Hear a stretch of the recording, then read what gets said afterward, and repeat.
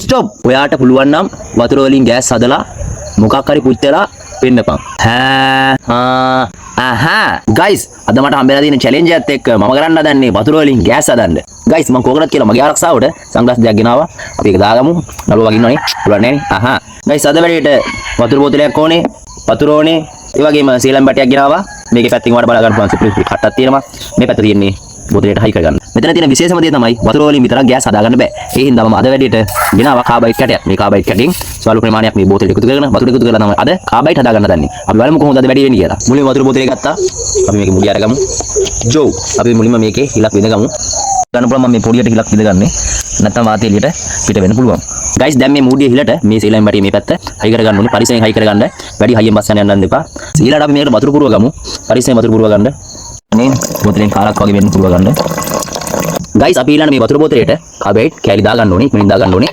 ඔයාලා බලා ගන්න පුළුවන්. පැහැෙනවා කාබයිඩ් දාපු ගමන්. උඩට දාන්න යන්න එපා. ඔයාලා බලා ගන්න පුළුවන්. කාබයිඩ් එක පැහැෙනවා. ඉක්මනින් මූඩිය වහගමු. මේක යන්න දෙන්න. මේක උඩට මේ අරගමු. යෝ ගයිස්. ඔයාලා බලා ගන්න පුළුවන් කාබයිඩ් එක සෑහෙන ඉක්මනින් පැහැෙනවා. ඔයාලා බලා ගන්න පුළුවන් කාබයිඩ් එක පැහැෙනවා ගයිස්. මාර ඉක්මනින් වාතය ගමන් කරනවා උඩට. අපි මේක උඩින් වහගමු. මේක වහගත්තා. මේක පැත්තකින් තියාගමු. ඔයාලා බලා ගන්න කාබයිඩ් එක පැහැුණා. ඉතින් තමයි දැල්ල හදාගන්නේ. ඔයාලා සීලම් බැටියක් යොදා ගන්නවා නම් මෙතනින් තද කරගන්න වාතය එළියට යන්නේ නැති වෙන්න. සෑහෙන ඉක්මනින් කාබයිඩ් එළියට එනවා. මේක මම ඈතින් තියාගන්න පොඩ මෙහාට වෙන්න. අපි දැන් දැල්ල පතු කරගමු. අද වැඩේ කොහොම වෙයිද? හරියයිද වතුරෙන් හදාගන්න පුළුවන් වේද කියලා බලමු. යෝ ගයිස්. අපි දැල්ල පතු කරගන්න හදන්නේ. දැනට නගුලක් නැහැ. යෝ.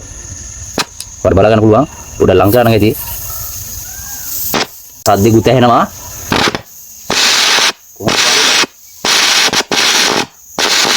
දැල්ලේ ස්පීඩ් එක කොහොමද බඩු? කොහොමද බඩු? කොහොමද දැල්ල?